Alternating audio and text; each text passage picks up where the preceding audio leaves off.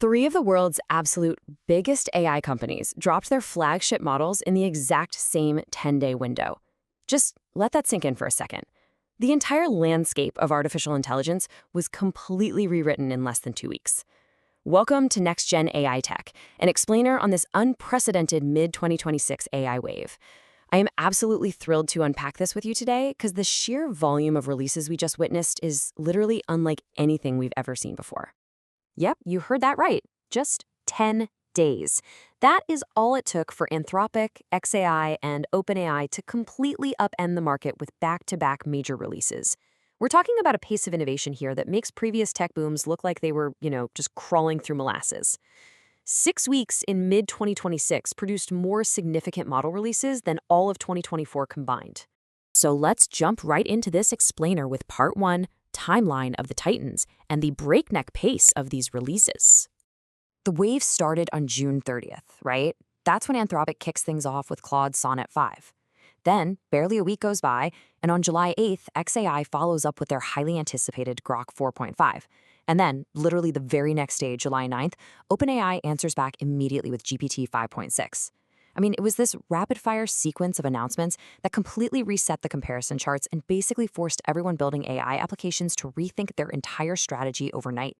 Now, really quick, before we compare what makes these models so wildly different, let's just make sure we're on the same page with a couple of terms.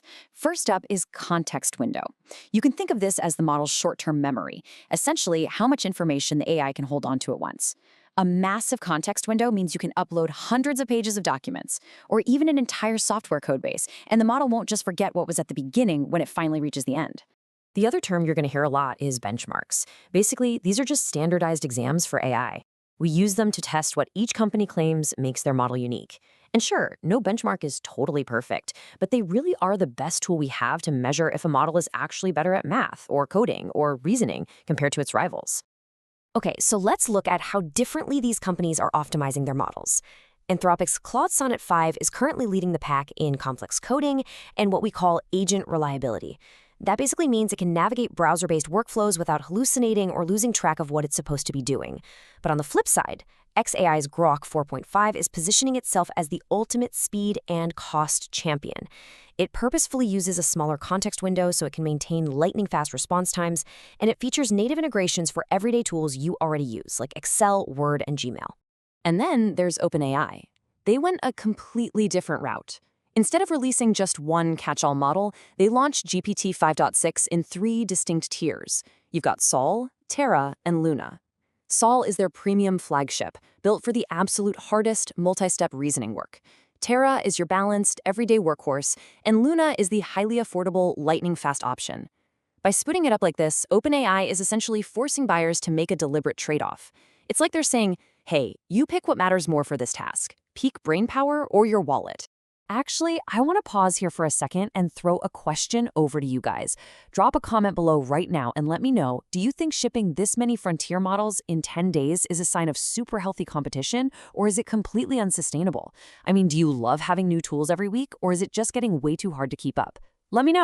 Moving right along to Part 2, why it matters and what we call the tool belt approach. With all this constant churn, the biggest takeaway for regular users and businesses is that there is no longer a single best AI. The era of just defaulting to one model for everything, yeah, that's officially over. Instead of treating this like a horse race, you really need to think of it as a tool belt. You have to actively route your workflows to specific models based on what they're actually good at. For example, Step 1. Pull out GPT 5.6 Sol when you have complex multi-agent tasks that demand really deep reasoning. Step 2, switch over to Claude Sonnet 5 for code review and rock-solid reliability when following rules.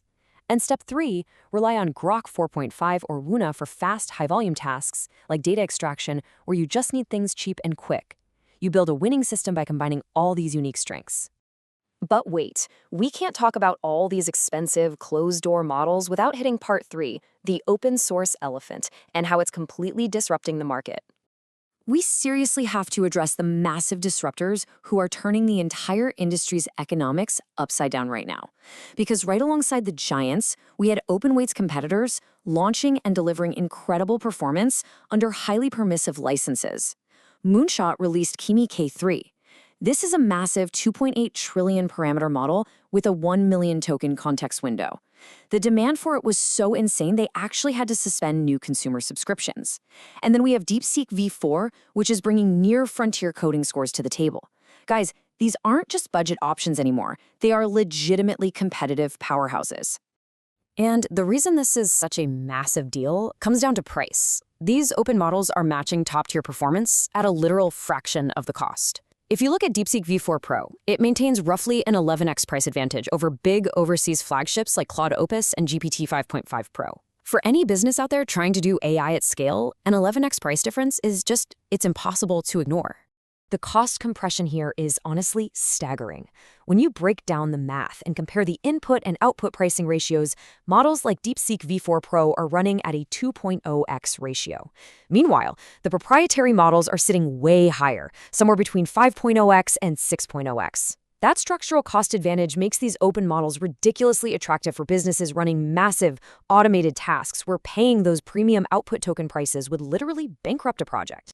So this all leads us to the ultimate million-dollar question we all need to be thinking about. With open source options closing the gap so aggressively on both price and performance, how long can the big three actually sustain this incredibly expensive proprietary arms race?